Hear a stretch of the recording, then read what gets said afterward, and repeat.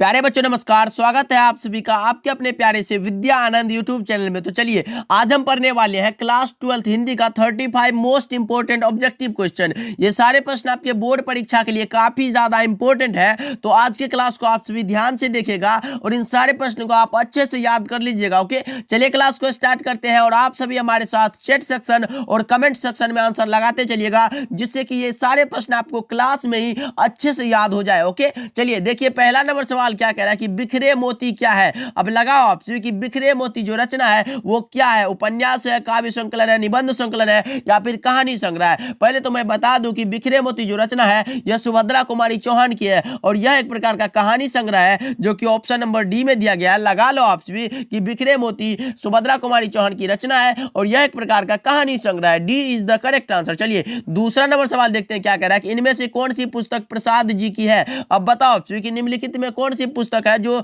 जयशंकर प्रसाद की है। झरना विपथगा, सूरजमुखी अंधेरे के या फिर चित कोबरा। तो मैं बता दूं ये झरना जो है ये जयशंकर प्रसाद की रचना यानी ऑप्शन नंबर ए इसका बिल्कुल सही जवाब हो जाएगा। तो ध्यान में रखिएगा आप सभी। ओके, और आप लोगों ने अभी तक क्लास को लाइक नहीं किया तो कर दीजिएगा। जो बच्चे चैनल पे नए जुड़ रहे हैं तो सब्सक्राइब करके जुड़ जाएंगे हमारे साथ। ओके, चलिए तीसरा नंबर सवाल देखिए क्या कह रहा है कि कुर्सी शब्द संज्ञा है। अब बताओ कि कुर्सी शब्द कौन सी संज्ञा, समूहवाचक, जातिवाचक, भाववाचक या फिर इनमें से कोई नहीं। तो मैं बता दूं कुर्सी से संपूर्ण कुर्सी के जाति का बोध हुआ। कई प्रकार की कुर्सी होती है इसीलिए यह जातिवाचक हो जाएगा। ऑप्शन नंबर बी इसका बिल्कुल सही जवाब हो जाएगा। तो ध्यान में रखिएगा आप सभी। ओके, चलिए चौथा नंबर सवाल देखिए क्या कह रहा है कि त्रिलोक शब्द कौन सा समास है। भाई त्रिलोक में पूछा गया तीन लोक नंबर का बोध हुआ जी। अब लगा लो कौन सा सही जवाब होगा, तो आप लगा लो द्विगु समास। ऑप्शन नंबर बी इसका बिल्कुल सही जवाब हो जाएगा। तो अच्छे से ध्यान में रखिएगा आप सभी। ओके, चलिए पांचवा नंबर सवाल की ओर बढ़ते हैं कि शिवराज भूषण में कितने अलंकारों का निरूपण हुआ है।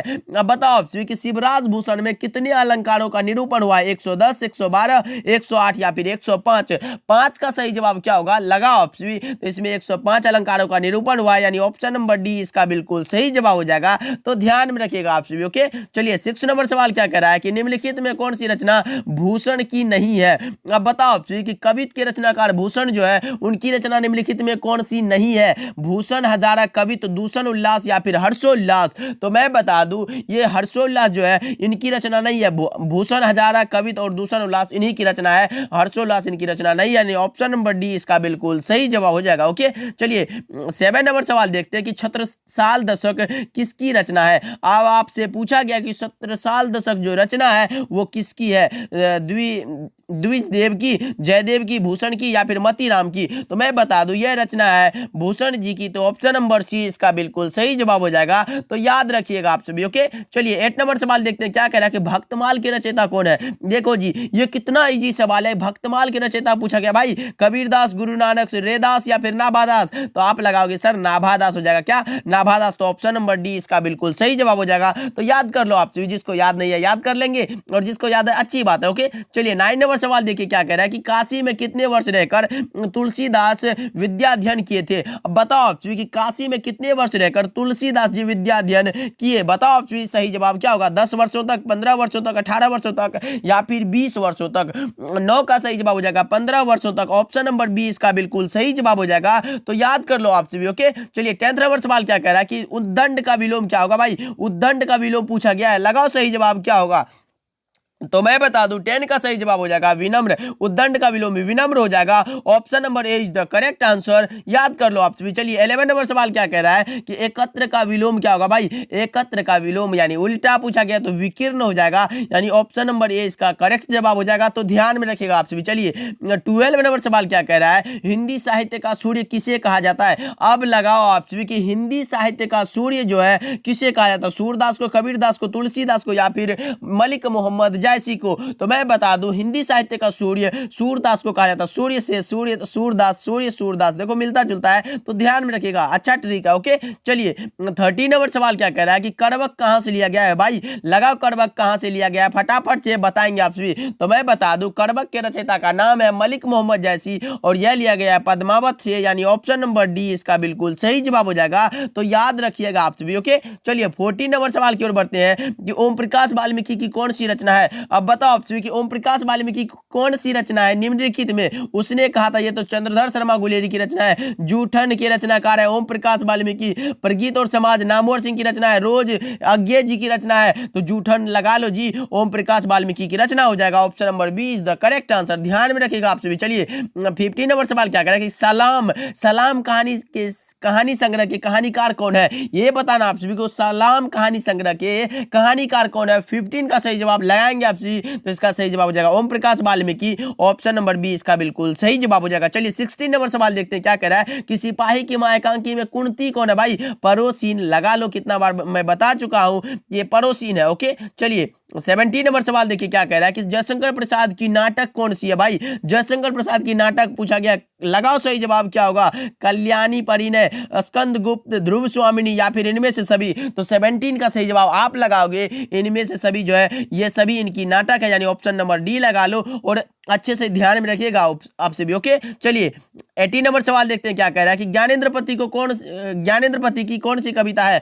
अब बताओ आपसे कि ज्ञानेंद्र पति ने निम्नलिखित में कौन सी कविता लिखी है, हार जीत, गांव का घर, उषा या फिर पुत्र वियोग। पुत्र वियोग सुभद्रा कुमारी चौहान की रचना है, उषा शमशेर बहादुर सिंह की रचना है और गांव का घर जो है ये ज्ञानेंद्र पति की रचना है, यानी ऑप्शन नंबर बी इसका बिल्कुल सही जवाब हो जाएगा। ओके तो अच्छे से ध्यान में रखिएगा, और हार जीत अशोक वाजपेयी की रचना है, तो अच्छे से याद रखिएगा। चलिए 19 नंबर सवाल है कि उम्मीद का दूसरा नाम किसकी रचना है। अब आप सभी बताओ कि उम्मीद का दूसरा नाम जो रचना है वो किसकी है, अशोक वाजपेयी, रामधारी सिंह दिनकर, भगत सिंह या फिर मलयज की। तो 19 का सही जवाब हो जाएगा option number A, Ashok Vajpayee की रचना है, तो option number A is the correct answer. Okay चलिए 20 नंबर सवाल देखते हैं कि वाक शक्ति के अनेक फायदों में कौन दो है। अब बताओ आपसे कि कितना इजी सवाल है कि वाक शक्ति के अनेक फायदों में कौन दो है, ये आपके बातचीत चैप्टर से ये क्वेश्चन लिया गया है, स्पीच, वक्तृता और बातचीत। ऑप्शन नंबर डी इसका बिल्कुल सही जवाब हो जाएगा। ओके चलिए 21 नंबर सवाल देखते हैं कि उसने कहा था शीर्षक कहानी के रचयिता का क्या नाम है। देखो जी लगाओ आप सभी की, लेखक का नाम पूछा गया, उसने कहा था कहानी, शीर्षक कहानी के रचयिता का नाम है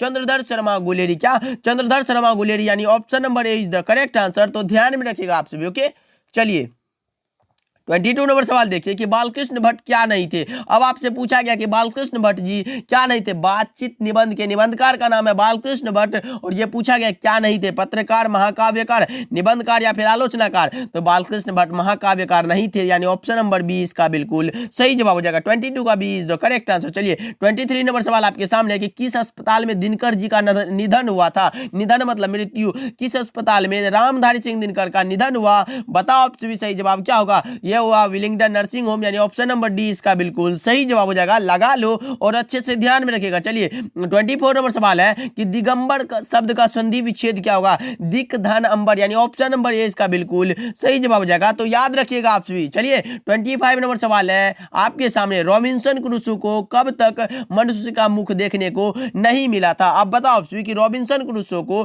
कब तक मनुष्य का मुख देखने को नहीं मिला था, तो 16 वर्षों तक। कब 16 वर्षों तक, यानी option number C is the correct answer, तो ध्यान में रखिएगा। चलिए 26 नंबर सवाल आपके सामने है कि जन जन में कौन सा अलंकार है, ये पूछा गया जन जन कौन सा अलंकार है। 26 का सही जवाब लगाएंगे आप ये पुनरुक्ति, यानी एक ही शब्द दो बार आया है, पुनरुक्ति हो जाएगा, option number C is the correct answer. Okay चलिए 27 नंबर सवाल है कि बचपन में किसका नाम बाउल था। अब लगाएंगे आप सभी कि बचपन में किसका नाम बाउल था, तो लोकनायक जयप्रकाश नारायण का नाम था, option number B is the correct answer, तो ध्यान में रखिएगा कि जयप्रकाश नारायण के बचपन का नाम था बाउल। ओके चलिए 28 नंबर सवाल क्या कह रहा है, देखिए कि बच्चन कौर कौन थी। अब बताओ 28 का सही जवाब क्या होगा कि बच्चन कौर कौन थी, नामवर सिंह की माता, मोहन राकेश की माता, उदय प्रकाश की माता या फिर बालकृष्ण भट्ट की माता। लगा 28 का सही जवाब क्या होगा, तो मैं बता दूं ये थे मोहन राकेश की माता, तो अच्छे से ध्यान में रखिएगा, और पिताजी का नाम था करमचंद गुगलानी, ये भी ध्यान में रखिएगा। चलिए 29 नंबर सवाल आपके सामने है कि देव स्थान किस समास का उदाहरण। भाई देव का स्थान, कारक चिन्ह लगा है भाई, देव का स्थान यानी तत्पुरुष हो जाएगा, option number D is the correct answer, तो ध्यान में रखिएगा आप सभी। चलिए 30 नंबर सवाल है कि महोत्सव का संधि विच्छेद क्या होगा भाई, महाजोड़ उत्सव। क्या महाजोड़ उत्सव, यानी ऑप्शन नंबर डी इसका बिल्कुल सही जवाब हो जाएगा, तो ध्यान में रखिएगा आप सभी। चलिए 31 नंबर सवाल की ओर बढ़ते हैं कि उद्योग का संधि विच्छेद क्या होगा भाई, उत धन योग। क्या उत धन योग, यानी ऑप्शन नंबर बी इसका बिल्कुल सही जवाब हो जाएगा, तो ध्यान में रखिएगा कि उद्योग में उत धन योग। ओके चलिए चलिए 32 नंबर सवाल है कि पानी का पर्यायवाची शब्द क्या है भाई। पानी का पर्यायवाची हो जाएगा क्या, तालाब, सर या नीर या फिर नदी। तो इसका सही जवाब हो जाएगा नीर, यानी option number C is the correct answer. Okay, चलिए 33 नंबर सवाल है कि अंधे की लकड़ी, मुहावरे का अर्थ क्या होगा भाई। अंधे की लकड़ी यानी एकमात्र सहारा, क्या एकमात्र सहारा। तो ऑप्शन नंबर सी इसका बिल्कुल सही जवाब हो जाएगा, तो ध्यान में रखना आप सभी। चलिए 34 नंबर सवाल है कि सजावट में कौन सा प्रत्यय है भाई। सज प्लस आवट, यानी ऑप्शन ए इसका राइट आंसर हो जाएगा, तो ध्यान में रखना आप सभी। ओके, चलिए 35 नंबर सवाल एंड लास्ट सवाल है आज के क्लास का। बालकृष्ण भट्ट किस युग के निबंधकार थे। अब बताओ कि बालकृष्ण भट्ट जी किस युग के निबंधकार थे। प्रसाद युग, भारतेंदु युग, द्विवेदी युग या फिर स्वतंत्रता उत्तर युग। क्या होगा इसका सही जवाब, लगा ऑप्शन। तो मैं बता दूं बालकृष्ण भट्ट जी भारतेंदु युग की महान कवि थे, ऑप्शन नंबर बी इसका सही जवाब हो जाएगा। अगर यहाँ काल पूछता तो आप आधुनिक काल लगाते, लेकिन युग पूछा गया है, भारतेंदु युग हो जाएगा। तो चलिए आज का क्लास आप सभी को कैसा लगा कमेंट करके जरूर बताइएगा। जो बच्चे चैनल पे नए जुड़ रहे हैं तो भाई जुड़ के और देखो, बहुत सारा इंपॉर्टेंट वीडियो अपलोड कर दिया गया, जाकर देखो चैनल में। ओके, मिलते हैं अगली क्लास में, तब तक के लिए आप अपना ध्यान रखिएगा। और आप लोग एक बात नोटिस कर रहे होंगे कि सर इतना फास्ट क्लास कैसे कराते हो आप। देखो जी, मैं नहीं चाहता कि आपका टाइम व्यर्थ हो, क्योंकि एग्जाम का बहुत ही ज्यादा कम टाइम बचा है, इसीलिए आप भी टाइम को बचा के और अपने स्टडी में लगाना सीखोगे। मिलते हैं अगले क्लास में।